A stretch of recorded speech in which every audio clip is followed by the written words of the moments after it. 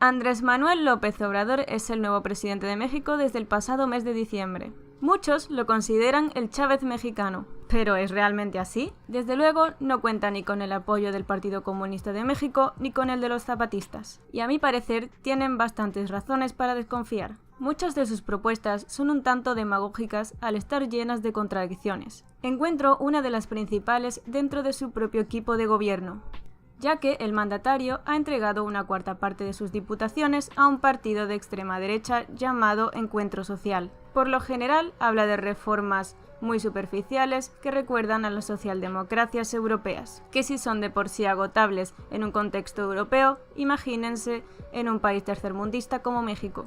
Respecto a las relaciones con Estados Unidos, es evidente que no habrá cambios significativos. Me remito a la firma del Tratado de Bucareli, por el cual México se compromete con Estados Unidos a no desarrollarse ni militarmente ni científicamente. Gesto bastante simbólico, pues implica la sumisión total al imperio, cediéndole facultades e intereses del poder mexicano a Estados Unidos. Por ello me inclino a pensar que estamos ante otro gobierno títere. A continuación vamos a estudiar el programa de regeneración nacional de Morena y vamos a averiguar así qué podemos esperar del nuevo presidente izquierdista mexicano.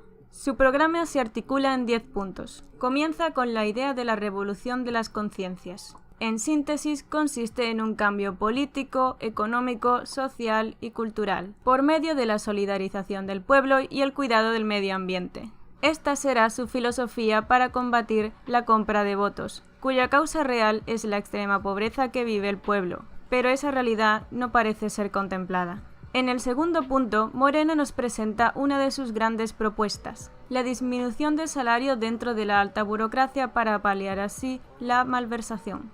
Cumpliendo con el plan de austeridad, el presidente se bajó el sueldo un 27%, lo cual resultó ineficaz, ya que tanto la Corte como los ministros no van a tomar parte en ese punto, y de hecho se han doblado el sueldo. Y es que ese es otro gran problema del sistema mexicano. El jefe de Estado carece de autoridad debido a la excesiva descentralización de poderes. AMLO también habla de reforma fiscal, que es incompatible con la bajada de impuestos. El tercer punto es más concreto. El presidente se compromete a combatir lo que él denomina autoritarismo, que es básicamente el dominio que tienen las oligarquías mexicanas en instituciones públicas. Sus proposiciones son el uso de consultas populares, que se traduce en la legitimación de la imposición criminal de monopolios, y la democracia representativa. Personalmente me opongo a ese tipo de modelo. Unas elecciones llenas de miles de partidos absurdos no lleva a otra cosa más que a la división del pueblo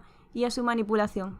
En el punto 4 menciona 3 elementos fundamentales. El primero es el empobrecimiento del país causado por el neoliberalismo. Irónicamente, todas sus propuestas para combatir la corrupción son en esencia liberales. Un ejemplo de ello es la privatización de la educación y otras conquistas de la Revolución Mexicana. La segunda cuestión es la desprivatización de las empresas públicas, y así poner fin a la especulación. A la espera estaremos de que nacionalicen totalmente Pemex.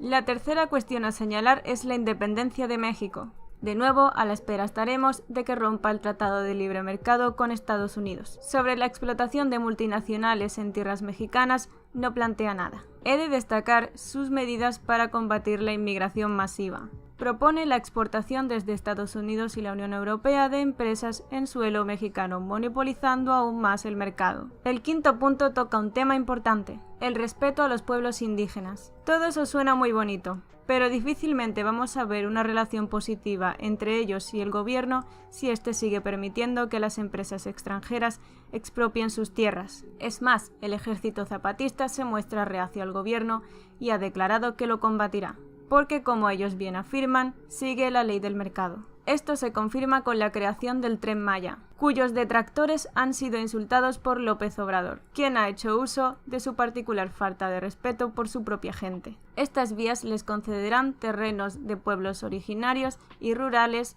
a los Estados Unidos, facilitándole impuestos extremadamente bajos y otras condiciones. López Obrador las ha denominado zonas económicas especiales. Así se incrementará la acumulación del capital extranjero en suelo mexicano, en otras palabras, paraísos fiscales. Su promesa más importante, la de la garantía de la soberanía y autonomía nacional, es la primera en ser rota. En el siguiente punto, AMLO promete desmonopolizar los medios de comunicación, pero no su nacionalización. En el séptimo punto, al fin habla de economía. Efectivamente, el modelo neoliberal implantado por el globalismo es dañino para el pueblo. Morena se compromete a regularlo, pero difícilmente va a hacerlo si afirma que no se va a entrometer en asuntos de mercado interno. Competir con empresas extranjeras no sellará la independencia de México, solo devaluará los productos mexicanos. Además, la competencia como tal no existe.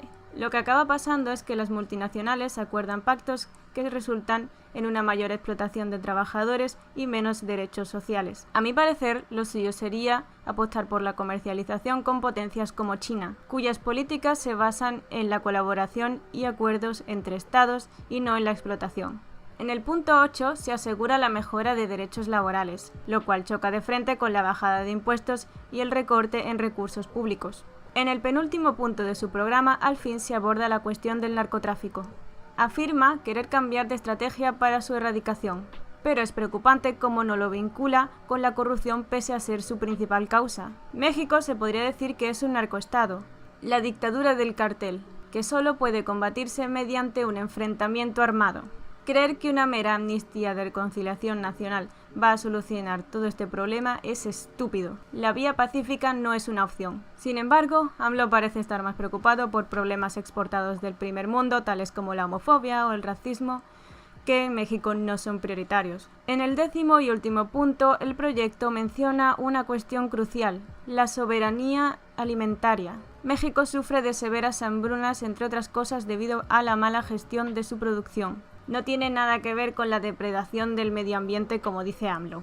La polución, de hecho, es la típica excusa que se utiliza para evitar que un país subdesarrollado se industrialice.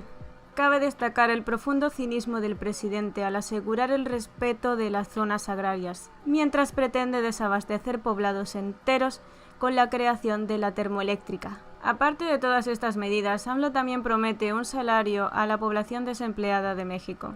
Esto de nuevo choca con la bajada de impuestos, que también implica la reducción del personal en servicios públicos, solo para favorecer a las empresas. Asumo que pretende cumplir todo esto con la eliminación de la corrupción, pero evidentemente eso no es suficiente. Dudo mucho que estemos ante un nuevo ciclo de democracia y prosperidad, honestamente, dado que los aliados de AMLO son miembros del PRI y el PAN. Diría que estamos más bien ante otra nueva etapa de austeridad y populismo de corte priista.